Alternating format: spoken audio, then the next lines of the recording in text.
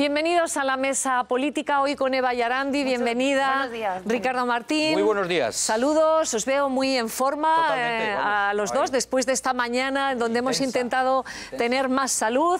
¿Qué tal, Manuel Marín? ¿Qué tal? Muy buenos días. Y Antonio Martín Beaumont. Muy buenos días. Bueno, pues nada, ya estamos todos aquí. La pregunta del 905 de hoy, que ustedes pueden empezar a llamar, es: si ganara Pedro Sánchez, ¿sería mejor presidente que Rajoy? Si piensan que sí, tienen el 905-855-001. Si por el contrario creen que no, tienen otro, 905-855-002. Caray, le están dando ya a Pedro Sánchez, con tantísimos avales, bueno, le están diciendo ya casi ganador por encima de Susana Díaz. No sé qué pensáis. La verdad es que tantas veces se había matado a Pedro Sánchez por parte de todo el mundo, que resulta que ha sido una sorpresa absolutamente inesperada. Y con este tipo de sorpresas, además, lo que hace es que manda un aire a toda su gente, e incluso a algunos que no eran su gente, como pueden ser todos los partidarios de Patxi López, que ahora, al ver cómo están las cosas, pueden volcarse con Pedro Sánchez, que ya veremos el día 21 de mayo lo que pasa dentro del Partido Socialista, ¿eh? Bueno, pues ¿qué va a pasar? Os voy a preguntar a todos, pero fijaros lo que hemos resumido, cómo está el PSOE. Ahí lo tienen ustedes.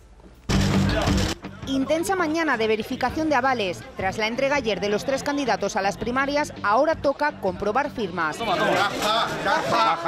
Algunos diputados socialistas se plantean incluso el número tan grande de firmas que se han recogido. Lo que me sorprende es el número de avales que ha habido, que prácticamente, según eso, no ha habido ningún militante que haya dejado de avalar, ¿no? Lo cual es muy significativo.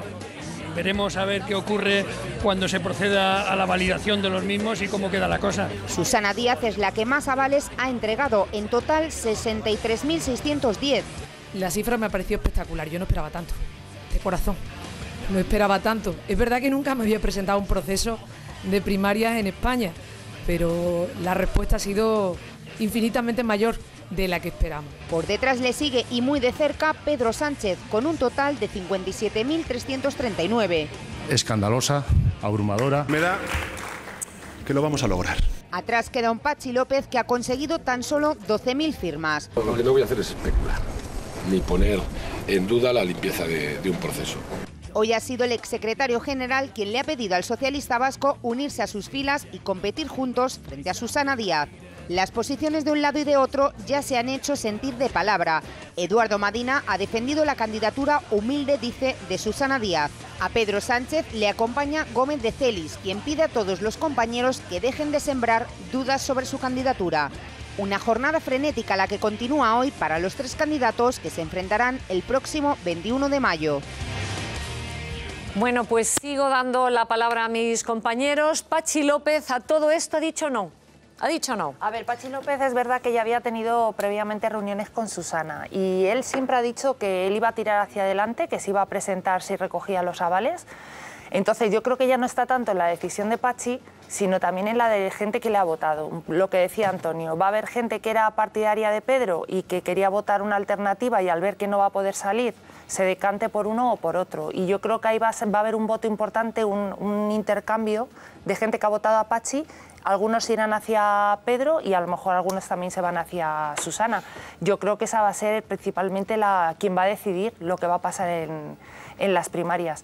Pues y ahora, una vez hecha la todos. votación, yo creo que Patxi se decantará por quien saque la mayoría, lógicamente. O sea, que ya le dais por perdedor a Patxi, ya se le da por perdedor, Hombre, Manuel. yo creo que es bastante evidente desde el primer momento. Ahora, en cualquiera de los casos, aquí lo preocupante, independientemente de que gane uno u otro candidato, es el día después, el futuro del partido el día después, porque el partido queda radicalmente roto por la mitad. Es verdad que en anteriores etapas, recuerdo el congreso en el que Zapatero se impuso a Bono por 9 votos, o en el que Rubalcaba se impuso a Carme Chacón por 20 y tantos, eso demostraba un partido dividido, pero es verdad que al día siguiente los perdedores se ponían al servicio de los ganadores, ¿no? Y en este caso eso resulta muy difícil porque lo que se ha establecido es un clima de vendetas, de venganzas, de traiciones, de actos de rebeldía, de odio enconado que no se había vivido durante muchísimo tiempo en el Partido Socialista, y yo tengo mis serias dudas de que si gana Sánchez Susana Díaz y el aparato que se le atribuye a su favor se vaya a poner al servicio de Sánchez, y tengo más dudas todavía de que si Susana Díaz gana, vaya a ser Sánchez quien se ponga al servicio. Sánchez, de todas formas, dijo hace muy pocas fechas, hace muy pocos días, si pierdo, me retiraré de la política. Ahora ha dicho exactamente lo contrario. Un día dice que Cataluña es nación, otro día dice que no es nación, y me da la sensación de que es verdaderamente no fiable cualquier cosa que diga, con lo cual a partir de ahí lo que ocurra puede ser la batalla está claro, incierto, Ricardo, ¿no? que está abierta. Pero mira lo que está diciendo nuestra audiencia, es que están diciendo que si ganara Pedro Sánchez, si sería mejor presidente. 58 frente a un 42. ¿Creen que no? Creen que no. Pero el voto de las personas es totalmente intransferible. La gente tiene idea, va a votar y dice, bueno, lógicamente no son analistas, ahí están manifestando su voto.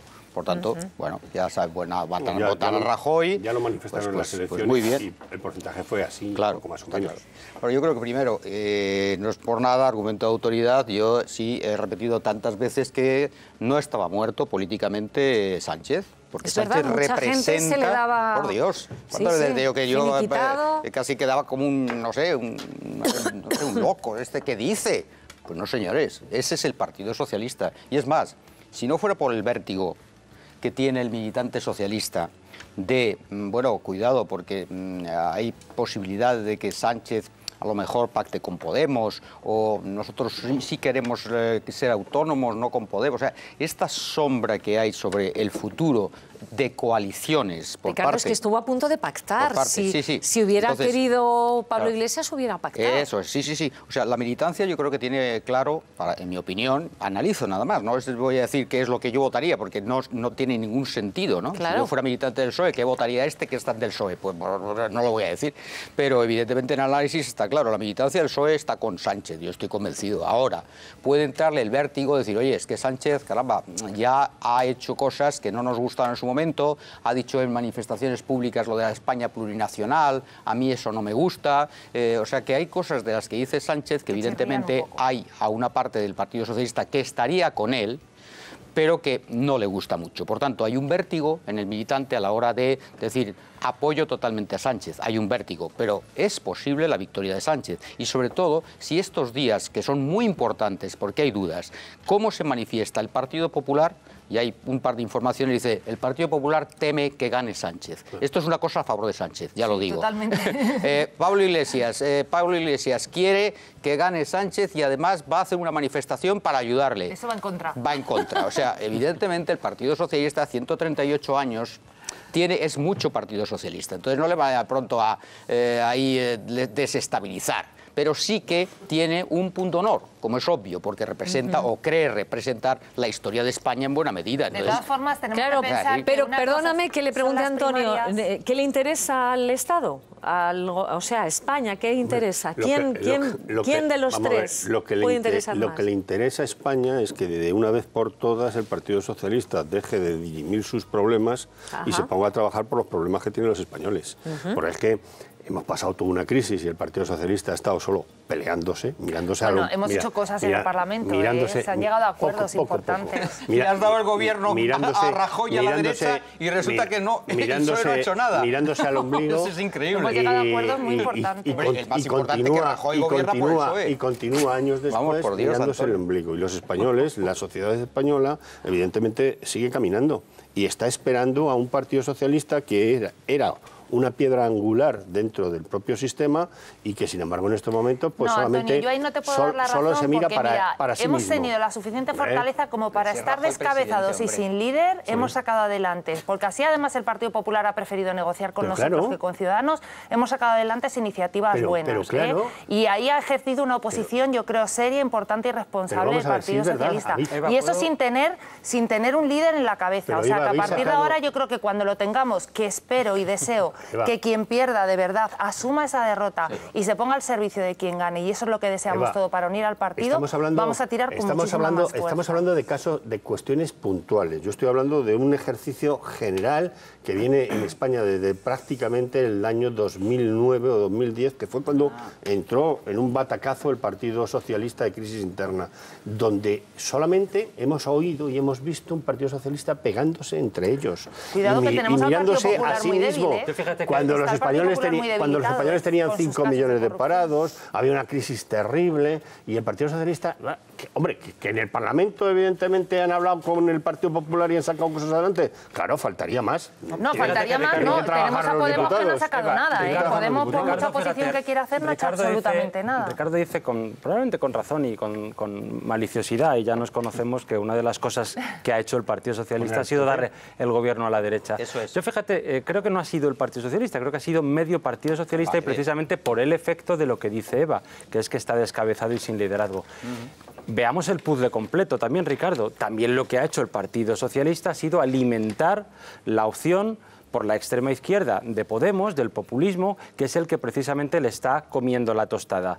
Yo tengo la sensación y la percepción de lo que gran parte de lo que hoy es Podemos y del hecho de que tenga 5 millones de votos se debe, 1, a muchísimos errores del Partido Socialista.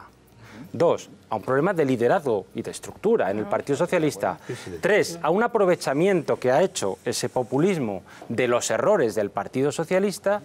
Y 4, desde luego, a una pérdida absoluta de credibilidad a la hora de plantear el Partido Socialista un proyecto común, por ejemplo, para España, con un modelo territorial que sea coherente entre todas las distintas federaciones del Partido Socialista. Es decir, más allá del error de darle el poder a la derecha, creo que ese ombliguismo del que habla Antonio, de no saber mirar a sus propios errores, que se están fraguando desde hace ya 8 o 10 años, forma parte de toda esta herencia tremenda. Tenemos a una diputada del PSOE, a Margarita Robles, nos está escuchando. Saludos, Margarita, gracias por atendernos. Muchas gracias a vosotros. Margarita, tengo verdadera curiosidad por saber en estos momentos, bueno, las personas que han seguido, como es su caso, a Pedro Sánchez desde el inicio, ¿hoy respiran más tranquilas? ¿El tiempo les ha dado la razón? Bueno, yo creo que el proceso de avales, de recuento de avales, causó sorpresa a algunos, a otros no nos lo causó, porque no hay más que ir y ver los actos de Pedro Sánchez y el seguimiento que tiene y toda esa ilusión que hay, que se pone de relieve cuando se reúnen en un acto 3.000 personas que vienen desde sitios muy distintos de España, esa ilusión, ese caudal, bueno, pues estaba ahí. Y desde esa perspectiva el número de avales sorprendió a lo mejor a otras candidaturas, pero no a la gente que estábamos trabajando con Pedro Sánchez. Hay un proceso de mucha ilusión, hay un proceso en el que evidentemente se está reflexionando a ver qué es lo que ha pasado, por qué el Partido Socialista ha perdido 5 millones de votos, y es un proceso que queremos que sea para el futuro, para recuperar realmente aquello que tiene que ser el Partido Socialista en España. Claro, pero Margarita, Pedro Sánchez, que sale por la puerta de atrás, se puede decir, del Congreso, no quería ese pacto con el Partido Popular, y ahora, en el caso de que ganase a Susana Díaz, yo no sé cómo va a quedar ese Partido Socialista. Hay quien habla de fractura, de ruptura. ¿Usted qué cree? Yo hay una cosa que le tengo que corregir, Nieves. Pedro Sánchez no sale por la puerta de atrás del Congreso, al contrario, sale con mucho honor y sale con mucha dignidad. En un tiempo en que los políticos se aferran al sillón, al cargo, el que alguien sea capaz de dimitir por sus convicciones, por sus principios, eso es muy importante, eso da una imagen de honestidad.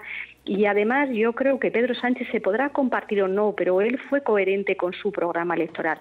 Y su programa electoral era un sí al cambio, y eso se traducía en un no a Mariano Rajoy.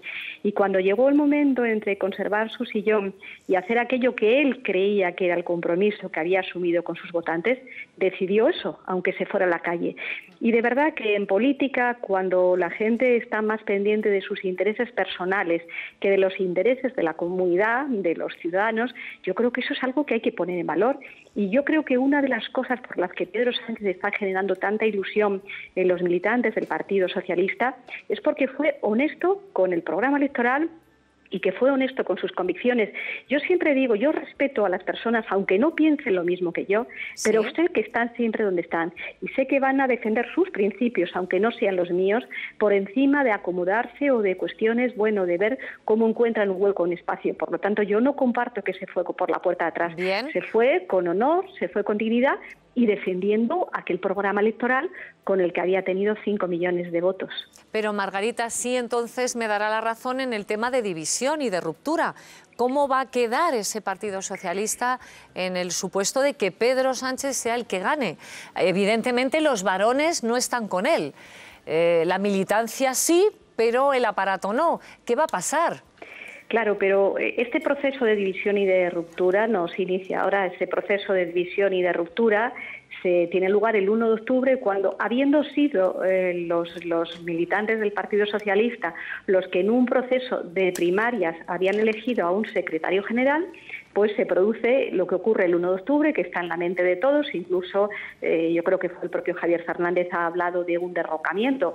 Es decir, cuando dentro del partido no se es capaz de llegar a situaciones negociadas, pactadas, y se va a una situación que yo creo que a todos los militantes socialistas les avergonzó y lo han dicho públicamente, ahí viene el origen de la división. Y luego es verdad que el Partido Socialista tiene que reflexionar mucho.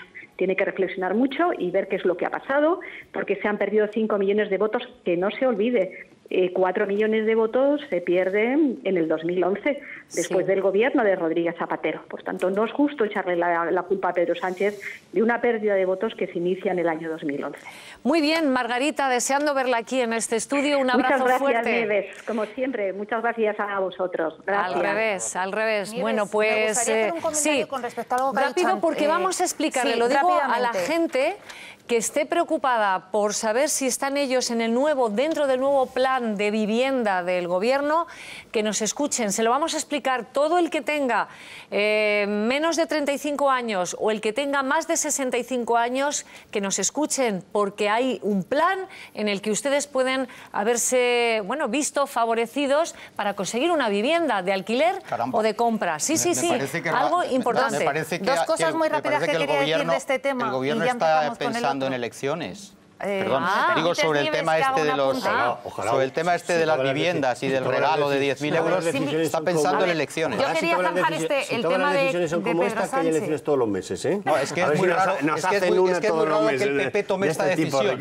Es que lo notable es que el PP tome esta decisión. ¿Te ha llamado la atención? Total. Y tiene una clave electoral. Estar en contra otra vez cuando se hace lo contrario. Yo tengo que decir que, y lo estaba comentando con Antonio, es una buena medida y además es una buena medida que se ha tomado, y eso hay que tenerlo en cuenta, con el consenso de todas las comunidades autónomas. ¿Dices el plan de vivienda? Sí, porque se ha tomado atendiendo a las 250 propuestas que todas las comunidades autónomas a través de la Federación de Municipios y Provincias se le ha presentado, con lo cual yo soy de la opinión de que cuando se hace algo bien, pues hace algo bien. Sí que es verdad que ahí hay un colectivo que a mí me queda colgando, que queda un poco de... Los que están entre los 35 y los 65, que tenemos parados de larga duración, con unos problemas muy graves para volver a encontrar trabajo. Acusar de electoralismo una medida de este tipo es una medida buena para los ciudadanos. Es una medida buena para los ciudadanos, que después, claro, cuando los políticos toman medidas buenas para los ciudadanos, le dan votos, pero que precisamente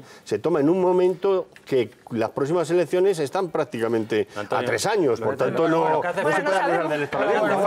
Lo que hace falta de momento, Ricardo, Nieves quiera hablamos de las elecciones anticipadas. Lo que hace falta de momento es que este plan de vivienda, que es un plan trianual y que es el primero, fíjate, el primero... Explícanoslo, vamos con el titular que nos ha llamado tanto la atención. Ahora es el momento, por favor, llamen a los jóvenes, llamen a las personas mayores, porque el plan estatal de viviendas, fíjense, va a dar hasta 18.800 euros. 10.000, ¿qué he dicho? 10.800 euros a los jóvenes para comprar casa. Ojo, porque también hay medidas para los que quieren alquilar. Hasta un 50% va a tener apoyo del Gobierno, del Ministerio de Fomento o de las comunidades autónomas. ¿Nos lo explicas, Manuel? Sí, es un proyecto de decreto amplísimo que el Gobierno quiere poner en marcha. Es verdad que hace falta el consenso de ayuntamientos y también de comunidades autónomas para que no sea vetado. Es un poco como pasaba con la ley de dependencia, que tú puedes proponer una norma norma, pero como las competencias en gran parte de la gestión de esto corresponde a las comunidades autónomas, tienes que ver que no se vaya a vetar. Pero es un nuevo plan de vivienda, desde mi punto de vista, espectacular en la medida en que tiene un planteamiento trianual, 2018 a 2021, y que está derivado precisamente de la queja ciudadana que hay de la escalada de precios en los alquileres, por ejemplo, en Madrid, por ejemplo, en Barcelona o en el País Vasco. Fijaros, una de las grandes novedades, lo acaba de decir ahora mismo Nieves, y es que a los menores de 35 años se les podrá ayudar, cubrir, fijaros, hasta casi el 50% del alquiler mensual que pueda tener una vivienda, y podrán disponer, según las circunstancias de cada uno, de hasta 10.800 euros para pagar la entrada de una compra de una vivienda. Estos 10.800 no serían Ahora tanto. seguimos más adelante, porque es que esto que has dicho ya me parece importantísimo. Dices, 50% de ayuda en el alquiler. En el alquiler. Hasta el 50% y si de ayuda en quieren alquiler. comprar, los jóvenes menores de 35 años tendrán... del 20% del valor de la vivienda sin pasar los 10.000. Pero es que yo esto, pero hay un de pequeño... verdad, No, pero estoy sorprendida, pero ¿tendremos dinero para esto? Es que esto es mucho dinero. Bueno, es que esto forma parte también de la colaboración que en este caso va a prestar la Sareb, que todos sabemos que es lo que más coloquialmente se llama el banco malo, y hay un compromiso también de entidades financieras, que se suele siempre criminalizar a los bancos, pues también con un compromiso de las entidades financieras para ceder viviendas que están desocupadas, que no se están colocando en el mercado, para ser habitadas en régimen bien de alquiler. Hombre, es y que muy especialmente dedicado... Tener vivienda al banco no le sirve, lo que quiere es liquidez. Pero escucha, está sí, claro, pero esto va orientado a desahuciados. Esto va orientado a desahuciados, lo cual es muy significativo en la medida en que personas que están en un estado de necesidad y que ese estado de necesidad sea certificado por los servicios sociales de un ayuntamiento, por ejemplo, de una comunidad, pueden llegar a tener hasta el 100% de las rentas del alquiler de estos tipos de estos pisos cedidos por la Sareb. Lo que pasa, Nieves, es decir, que siempre es absolutamente revolucionario en la medida, fíjate, y por decírselo a Ricardo, que ha metido un factor que yo creo que es erróneo en este caso, el ideológico, ideologizar la política de vivienda, y más defendiendo, por ejemplo, a un partido que ha tenido en su gobierno 2 ministerios de vivienda que lo que hacían era presumir en los consejos de ministros de que había que agilizar los desahucios, y eso lo hacían 2 ministras de Rodríguez Zapatero, ¿no? Fijaros que haya un planteamiento de un plan trianual, independientemente de que tú le quieras dar ese cariz o no electoral, que puede haberlo o no haberlo, aquí se tienen que retratar ayuntamientos y comunidades del Partido Socialista, porque esto forma parte de muchas medidas del Partido Socialista. Lo que pasa es que hay un problema de fondo, Nieves, que yo creo que debemos señalar, Antonio. A ver, siempre parecen electoralistas, ¿no? Sí, termina. Te dejo. No, termina. Por favor, por Dios. No, simplemente quería decir que el problema con el que nos encontramos es que, fíjate que esto va destinado a personas, a jóvenes que no llegan a los 1.600 aproximadamente euros 22.000 euros anuales. anuales. Estamos hablando de multiplicar por 3 el IPREM, que es el índice que se suele tomar como referencia.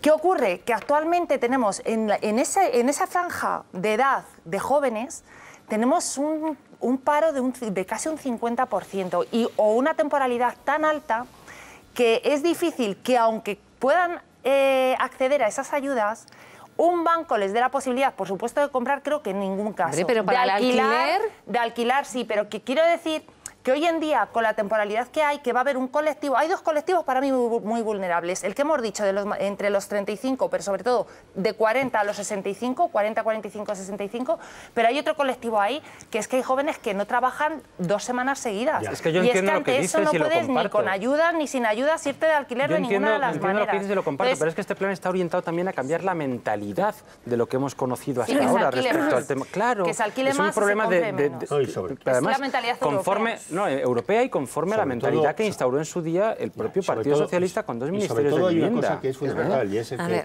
los mayores de 65 años, los que van a ser mayores de 65 años, durante la crisis, muchos han tenido que vender sus casas. Es verdad. Para poder hacer frente a los gastos de su familia.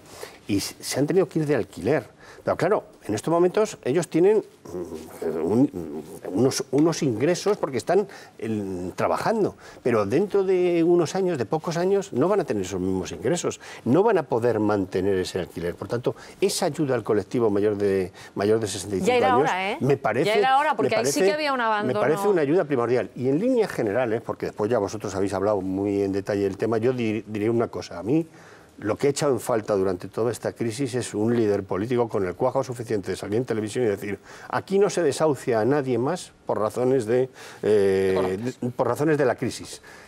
Y no se ha hecho. No se ha hecho, ¿por qué? Pues porque se ha respetado mucho el mercado hipotecario y evidentemente no se ha querido hacer, y me parece un error por parte de tanto de Zapatero en su día como de Mariano Rajoy posteriormente. No cogen el toro y después por los cuernos. Que hay que cambiar una mentalidad, y lo decía Manuel, que es la mentalidad de que nosotros tenemos que crear un parque de viviendas adecuado precisamente para cuando las cosas Bueno, vengan vamos a volver mal a dadas. explicar las personas que se van a beneficiar de este paso que ha dado el Gobierno, pero le damos paso a Ricardo, que cree que todo esto es electoral. No. A ver, Tiene tufillo, ¿te parece? Primero, las medidas pueden ser buenas.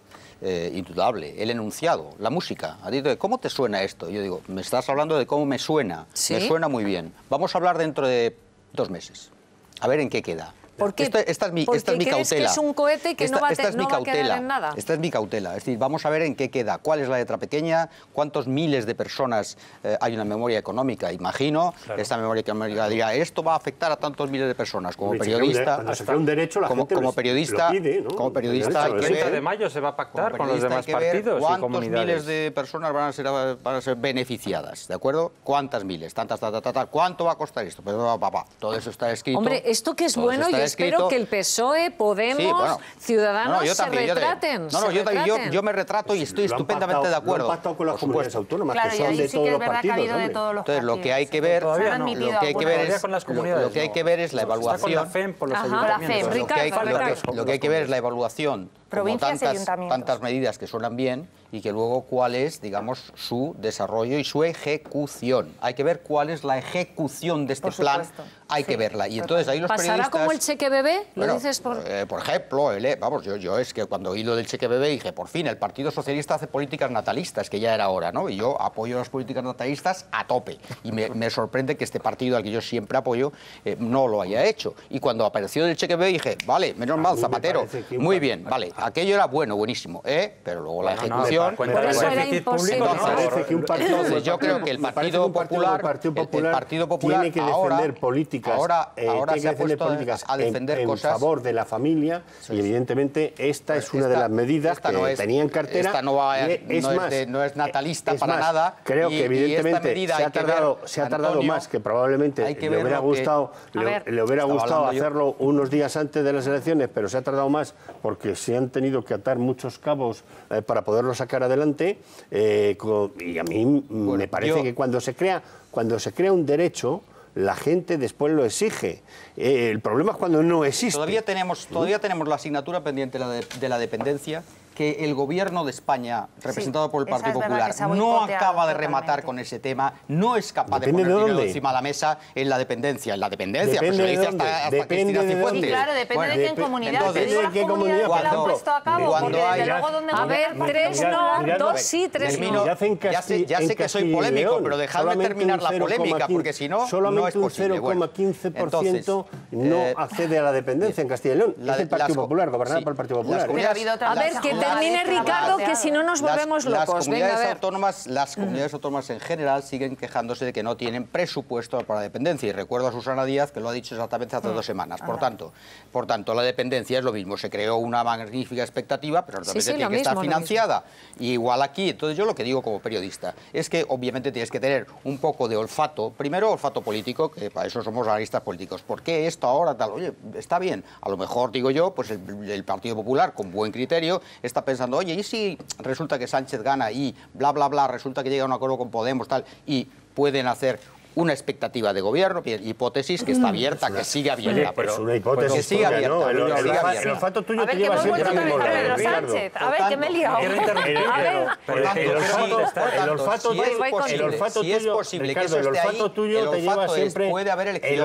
tuyo te lleva siempre al mismo lado, a pegarle un palo al gobierno del Partido Popular. No, que ha dicho que la música le gusta, que es noticia. Hoy es noticia, lo dice el programa. No, le gusta la música. gusta la música, pero dice, pero es una música interesada. Que hay que ver. Es una música interesada. Primero es interesada. El segundo que tengo que decir, y termino, que como periodistas, tendremos la obligación de hacer una evaluación. Tienes que terminar alguna vez, de hacer una evaluación de esto que hoy es tan feliz. Y que nos digan dentro de 2 meses realmente qué hay detrás de esto y si se ha hecho algo real sobre el asunto. Eres un poco oportunista en ese sentido. Primero, esto forma parte de un plan estatal que está en un programa electoral que se diseñó, si no recuerdo mal, en el mes de junio, mucho antes de saber que la mitad del PSOE le iba a cortar la cabeza a Pedro Sánchez, que podía haber después una rebelión interna en el partido, que iba a haber primarias y que se presentaría Susana Díaz, etcétera. De dependencia, estamos hablando de vivienda. Yo creo que muchos de los errores que se plantearon en el Partido Socialista, por cierto, a costa del déficit público, cheque BBE, regalo de ordenadores, etcétera, etcétera, dejando un déficit público estructural del 9 y pico %, que Europa, no el señor Rajoy porque le da la gana, que Europa nos obliga a rebajar, nos obliga a tomar determinadas medidas y a afrontar ahora una situación seria. Aquí hay muchas medidas que forman parte del programa o de las intenciones del Partido Socialista. Incluso hay cosas de Podemos. Podemos quería poner, por ejemplo, un límite al alquiler, un límite máximo al alquiler. Bueno, eso en un Estado de Derecho hoy ahora mismo no se puede hacer, no se debe hacer. Eso te lo tumba cualquier tipo de tribunal en una economía de libre mercado. Otra cosa distinta es que el Gobierno esté precisamente para regular muchos de los abusos que se han podido producir con el tema de la vivienda. Y este plan, que es un plan estatal que está previsto en un programa electoral antes de que ocurriera todo lo que estás hablando del PSOE, o de que sospechemos que pueda haber nuevas elecciones, yo no lo veo como tú. No lo veo como tú en la medida en que acaba de pasar un trámite muy importante para la tramitación de los presupuestos con el que hace un mes apenas se contaba. Con lo cual hay parte de la política real, no de la virtual, que sigue en su carril de una manera más o menos razonable. Pero hombre, has hablado de la dependencia de Susana Díaz. Parece como que siempre es el PP el que se niega a pagar las medidas sociales que toma el Partido Socialista, cuando Susana Díaz lo que tiene que preocuparse probablemente es de arreglar los problemas que tiene la sanidad pública andaluza, que la tiene en pie de guerra. Por cierto, de sus propios sindicatos. Estoy mezclando todo, estoy contestando a Ricardo, que es el que ha mezclado todo hablando de dependencia, etcétera. Esto forma parte de un gasto público. Si hablamos de sanidad, te doy datos. Pero vamos a ver. Déjame de hablar un segundo. Se hizo un plan buenísimo, una ley de dependencia que tenía que estar cofinanciada con comunidades autónomas y con el Ministerio. Y se quiso dar la vuelta a la tortilla y de alguna manera se retrasó en ciertas comunidades el análisis de cuáles eran los casos que había que atender por dependencia, y hasta que ese análisis y esa valoración no se llevaba a cabo, no se recibía el dinero del Ministerio. Hubo comunidades, por desgracia, principalmente, todas las que se negaron fueron del Partido Popular, que no quisieron o quisieron retrasar esas valoraciones y luego decían que es que no habían recibido el dinero del Ministerio. Es decir, no se quiso tirar para adelante con esa ley. Una buenísima ley, por cierto. Si el problema fuera que no está poniendo el Gobierno central el dinero, todas las comunidades autónomas tendrían el mismo problema.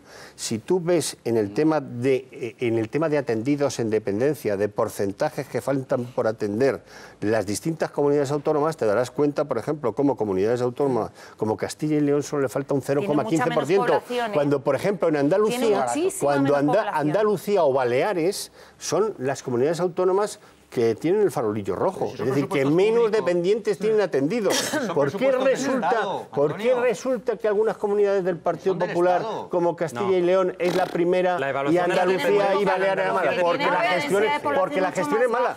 Porque la gestión es mala por parte de la comunidad autónoma. A ver, volvamos a lo que se ha aprobado, que es que me parece interesantísimo. El plan presentado por el ministro de Fomento es que ofrece diferentes ayudas, por ejemplo, al alquiler. Sí. Ofrece las más cuantiosas destinadas a jóvenes y a mayores de 65 años. En ambos casos, el Ejecutivo va a subvencionar el 50% de la renta mensual en alquileres de hasta 900 euros. De hasta 900. Es que, claro, es lo que decíamos. La valoración de los alquileres, que han dado una subida impresionante.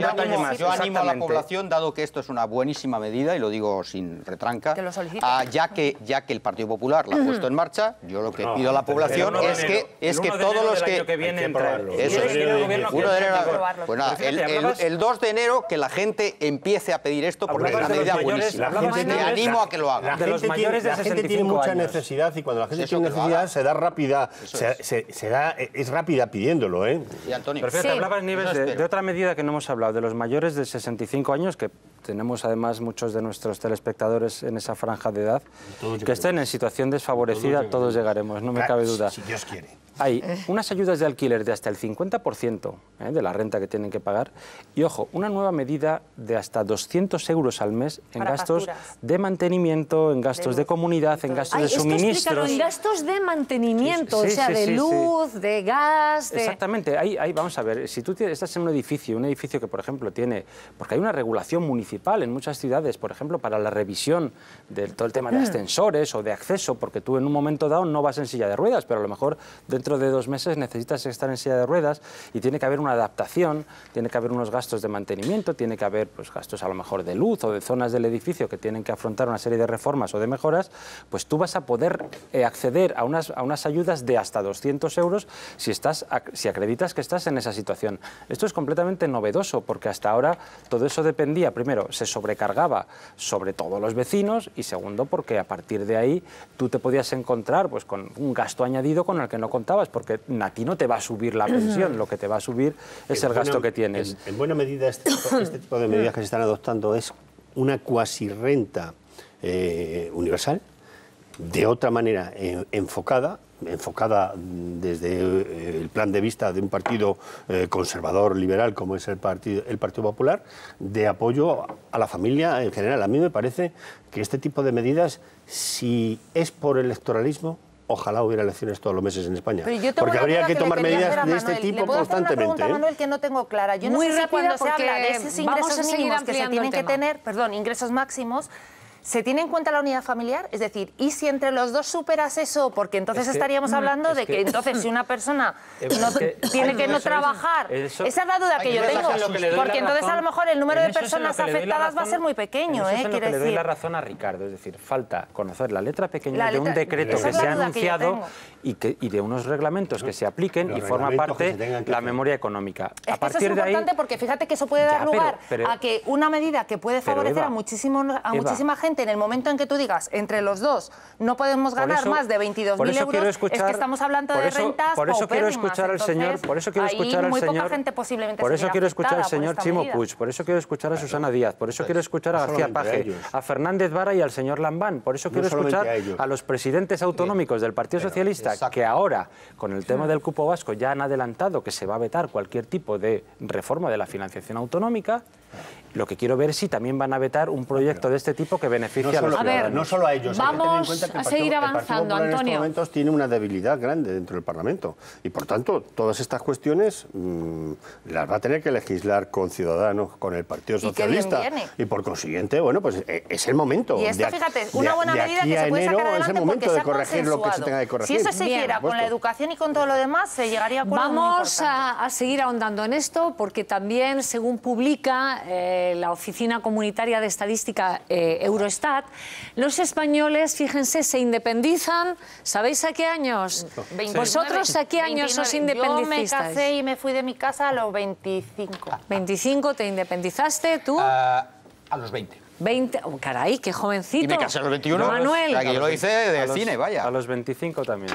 ¿Y tú, Antonio? No, yo seguramente, aunque vivía mucho tiempo fuera por mis actividades laborales y tal, pero yo viví con mis padres hasta los 27, 28 años. 27, 28. Yo bueno, con 28 tenía 2 hijos. Pero están 29, Pues ¿no? se dice que Eurostat dice que hasta los 29 años, o sea, 3 por encima de la media europea, no nos vamos de casa. Lo vemos.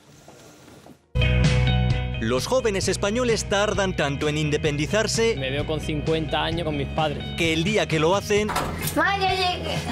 Vivo sola. Olvidan que viven solos. Es imposible emanciparte. La falta de un trabajo estable. Es difícil tener un sueldo que nos permita irnos de casa. Y el precio de la vivienda y los alquileres. Los contratos, por ejemplo, no nos dan como para pagar un alquiler. Ponen difícil que se puedan ir de casa antes de los 29. A esa edad, los suecos ya llevan 10 años independizados. En eso no llevan ventaja. España se pone a la cola de Europa a la hora de abandonar el nido familiar. En casa de mamá y papá se vive muy bien. ¡A comer!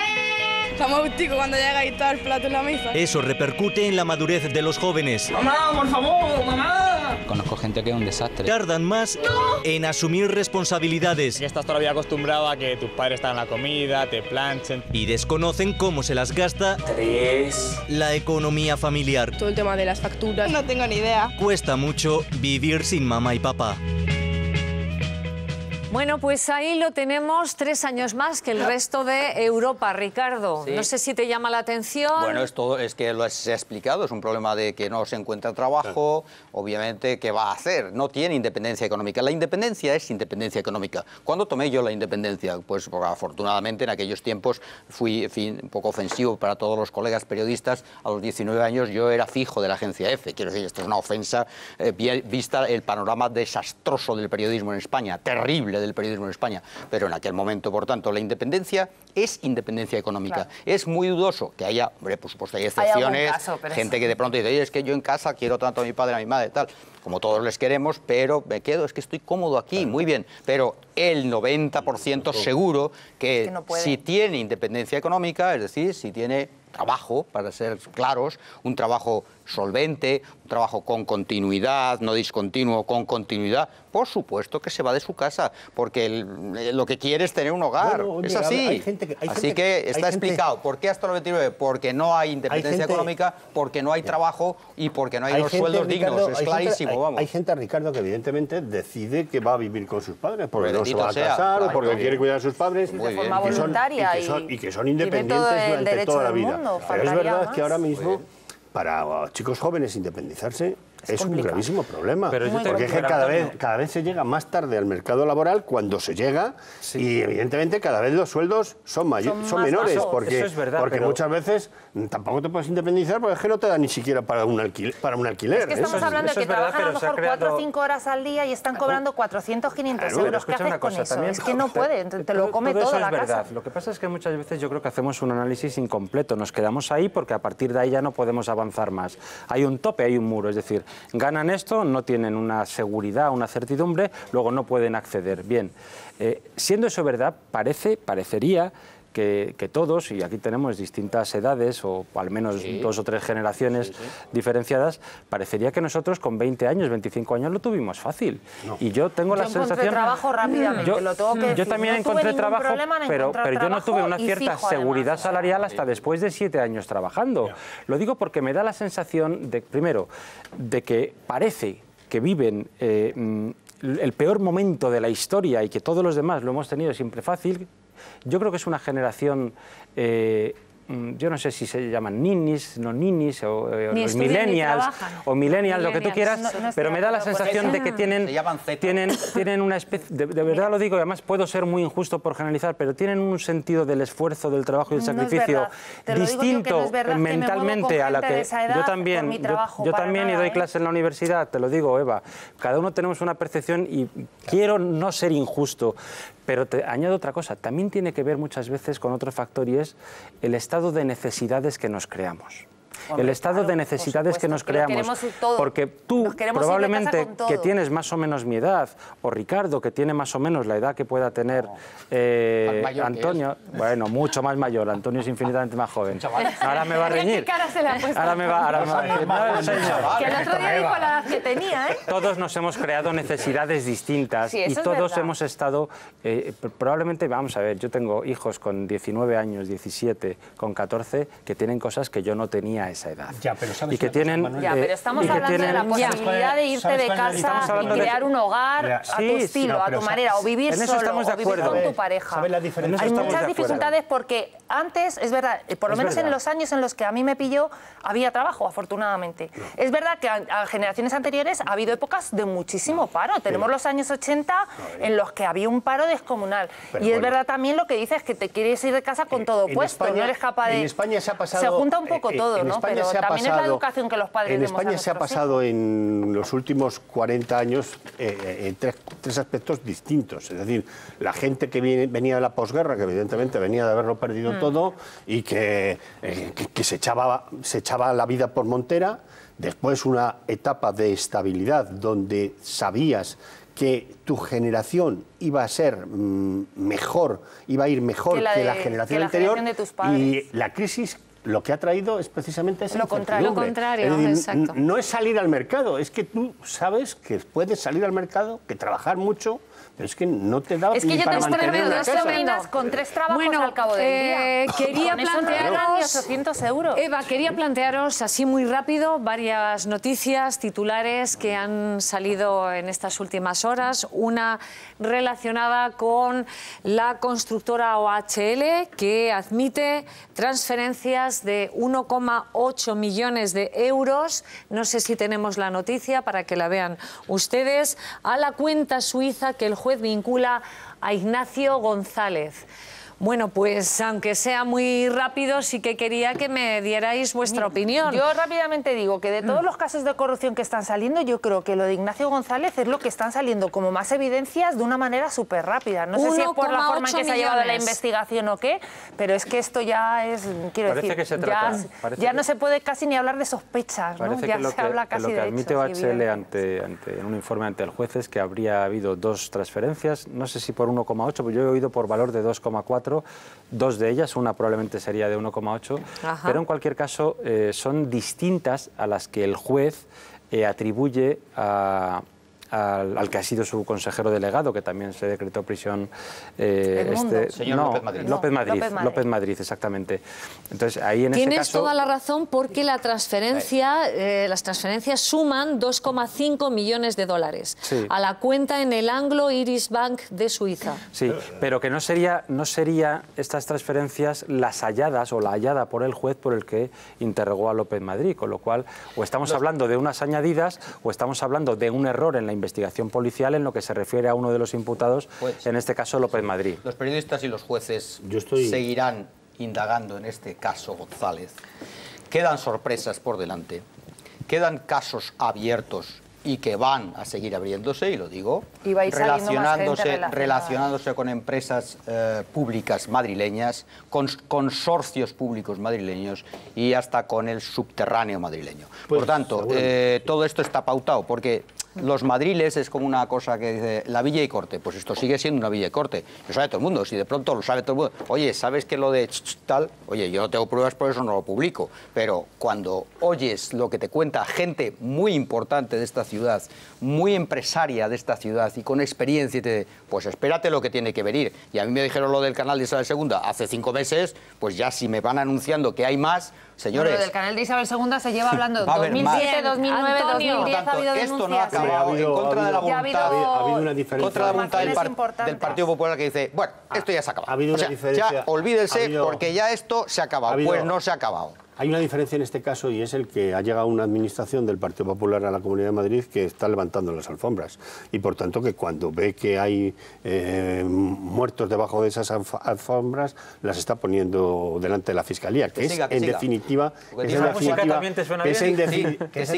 sé que Cristina Cifuentes está por la labor, pero yo la aliento a que siga. Es en definitiva quien tiene mucho tajo para poder investigar todas estas cuestiones. De todos modos, también... Dicho esto, me sorprende una cosa.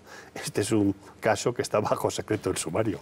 Ay, mira, al hilo de eso ha salido una noticia que os afecta a los medios de comunicación. Hombre, a mí como periodista me viene muy bien, pero la verdad es que la justicia queda en entredicho. El jefe de, el fiscal Moix, jefe anticorrupción, hablaba hoy de la posibilidad de sancionar o de alguna manera regular el tema de que los medios de comunicación saquen y publiquen cosas que están en secreto de sumario. Pero yo digo, eso es matar al mensajero. ¿Quiénes son las personas dentro del juzgado que están dando toda la información? Efectivamente, es que tienes a gente, es que hay quien, en concreto en este caso hay una jueza que está bajo el punto de mira de que ha sido quien ha filtrado todo. Sobre todo por una cuestión, porque oye, esto puede ser un guión perfectamente escrito, puesto encima del juez y que el juez lo ha aceptado. Y no tiene la pinta, tiene la pinta de que evidentemente, pero podría ser así. Y saliendo solo esto, sale estas cuestiones de una parte, pero la otra parte no se puede defender. Bueno, pues también otra... En contra del Estado de Derecho. Antonio, otra... es de dónde salen las filtraciones. Eva, seguidme un poco porque tenemos que ir hacia adelante con, por ejemplo, otro de los titulares y otra de las noticias de este día, y es que en breve el gobierno catalán va a publicar en su boletín oficial el concurso para adquirir 8.000 urnas destinadas al referéndum independentista, algo que podría provocar de nuevo la intervención de los tribunales. Ya, pero no lo tienen tan fácil, porque tal y como lo han planteado, el Gobierno de la Generalitat sí que es un órgano competente para hacer contrataciones. Sí, pero y tal y como lo ha dirigido, a ver, pero lo ha dirigido como... Bueno, lo que está haciendo es una... Yo te estoy hablando... No, escúchame, que yo te estoy poniendo sobre la mesa. Es una licitación, se supone, para ver qué empresas están homologadas para sacar esto adelante. Eso por un lado. Tiene la posibilidad de contratar y ha dicho, no, esto es para cualquier proceso consultivo. No ha nombrado en ningún caso el tema del referéndum. Por eso están llamando tontos a todos los catalanes y llamando tontos a todos los españoles. Tú presentas ante un micrófono, ante una alcachofa, presentas una especie de concurso público para 8.000 urnas para tu proceso separatista, independentista, para una consulta que no está ni siquiera convocada. Yo les oigo hablar y hablar y hablar. No está ni convocada. Septiembre, yo les oigo hablar y hablar, pero yo no veo todavía que haya una fecha concreta que se pueda impugnar. Pero en cualquier caso, es que lo que sabemos todos, y es evidente, y lo que hay que decir a los catalanes, es que más allá de la trampa en la que quieran seguir convirtiendo todo este proceso, lo que va a haber son elecciones en Cataluña. Con lo cual, probablemente lo que se hace bien, sobre todo porque el antecedente que había era muy gracioso. Hombre, pero porque mandaban a hacer las papeletas y las urnas de cartón a los presos en la cárcel de Tarragona y tal. Por lo menos esto ya lo quieren hacer de otra manera. Y es verdad, no especifican para qué proceso es. Es evidente que es para ir a elecciones, no a un referéndum ilegal. 200.000 euros, por cierto. Lo que deberían de tomar nota algunos catalanes es de un nacionalismo como el vasco, que ha dicho que todo lo va a hacer dentro de la Constitución y de la ley. Fíjate lo que está sacando. Y ellos, sin embargo, bueno, con esta... tampoco les ha ido muy mal con el tema no, pero ellos, sin embargo... No les ha ido muy mal, ¿eh? Pero ellos, sin embargo, con esta tensión, evidentemente no están sacando lo mismo. No, pero se les está dando, por supuesto, porque tienen derecho, porque son españoles. Claro. Pero la negociación del cupo ha sido tremenda. Esta vez me voy a quedar en minoría. Y a lo mejor no acierto. Que te suena bien la música. Pero yo creo que va a haber referéndum. Yo creo que van a intentar hacerlo. Y, bueno, no nos hemos decantado ninguno. Y va a haber referéndum. Si hay o no, porque aquí pero si hay un referéndum, ¿quién iría a votar? Porque es que realmente los que consideren una ilegalidad no irán a votar. Querida directora, yo no sé eso ya. O sea, no sé si efectivamente eso va a ser un simulacro, va a ser un remedo, va a ser lo que sea. Pero que va a haber un referéndum, o una cosa, ¿no? Una cosa, que se va a votar ahí, que va a votar gente y que va a haber observadores internacionales viendo eso apuesto yo que Maduro va a venir aquí a hacer, porque los demás... Los enviados del EP no solo. Habrá observadores internacionales. España tiene muchos enemigos, Eva. Es que es evidente, España como España. Y habrá gente de esos países adversarios que van a venir. Esto no menospreciemos esta situación. Por tanto, ¿pero quién va a venir? ¿Quién va a venir si no es legal? Imagínate. Pero que da igual, que el escenario está. Ellos quieren un escenario. Y eso va a pasar. Después va a haber elecciones. Después de esto va a haber elecciones. Por cierto, elecciones que van a determinar una geometría muy parecida a esta, o parecida. Por tanto, el problema, en mi opinión, puedo equivocar, ojalá, va a persistir. Lo que no entiende nadie, o yo no lo entiendo, es que hay un Parlamento que está propugnando la secesión de un país. Un Parlamento.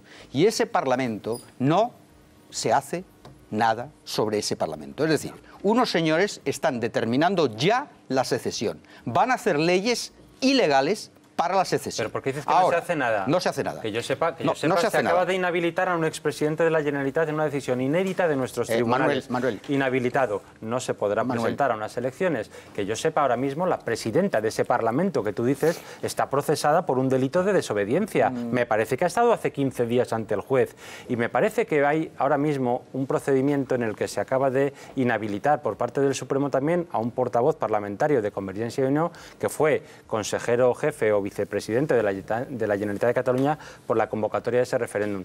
Yo creo que sí se están haciendo cosas. Creo que no se va a celebrar ese referéndum que tú dices, ni siquiera por la fuerza, ni con observadores nacionales o internacionales, y me da la sensación de que lo que tenemos que dar es un mensaje de absoluta tranquilidad y normalidad en la medida en que un Estado de Derecho como es el español no puede pretender que se mofe nadie de la ilegalidad. Yo te quiero responder, Manuel. Sí, pero yo te quiero responder. Han chocado con la ley, y cuando se choca con la ley, pues pasa lo que pasa. Es decir, llegan las inhabilitaciones y vendrán otras más.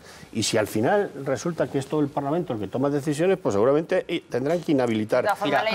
Tendrán que inhabilitar a todo el Parlamento. Un poco de risa, porque en 2 años ya estás listo para volver a presentarte. Bueno, bien, eso es otra cuestión. Que salga barato hacer lo que se está haciendo, evidentemente puede que salga barato. Ahora, a mí lo que me preocupa de todo esto no es precisamente el que esta gente siga así. Me preocupa otra cosa. Yo creo que va a haber un adelanto electoral. A ver, me preocupa Ricardo, que voy con otro tema. El escenario... Me preocupa que los partidos nacionales... Sí, termina. Me preocupa que los partidos nacionales en España cada vez tengan menos votos. Bien, ahí voy. Bueno, a ver, el plan que se está desarrollando en Cataluña es un plan Rajoy. Rajoy está administrando los tiempos. Rajoy cree que no va a pasar nada, es del criterio de que por supuesto no va a haber referéndum, por supuesto que va a haber unas elecciones, no sé qué arreglan las elecciones, pero en fin, Rajoy está en esa, y que por supuesto hay que aplicar la ley, nada más. Vale, ese es la hoja de ruta de Rajoy. Yo confío en que al nuevo secretario o secretaria general del Partido Socialista no pretenda meterle ahora en vamos a llegar a acuerdos con esto de Cataluña. No, la hoja de ruta que se está siguiendo con Cataluña es la del Partido Popular, identificado con su presidente y mi presidente, que es Rajoy. Deberíamos de poner todos la hoja de ruta está en la Constitución. Todos deberíamos poner, Ricardo, Rajoy está haciendo esta hoja de ruta, no debe pedir ayuda a nadie porque es su criterio. Todos deberíamos de tener sentido común y sentido de Estado. Lo que hemos visto en el Parlamento con los presupuestos, haciendo que para llevar adelante los presupuestos el Partido Popular tenga que claudicar ante el nacionalismo vasco por parte del Partido Socialista, me parece una irresponsabilidad enorme. Una irresponsabilidad enorme, porque en algunos aspectos los partidos nacionales, que son los pilares de la Constitución española, no pueden dejar que se lleve el gato al agua. Bueno, permitidme dar el resultado de la pregunta de hoy. Tenemos que dar el resultado de la pregunta ya. ¿Sería mejor presidente Pedro Sánchez que Rajoy? Bueno, pues han votado que sí un 41,6% y han votado que no un 58,4%. Bueno, pues así es lo que ustedes han votado y así lo contamos al resto de la audiencia.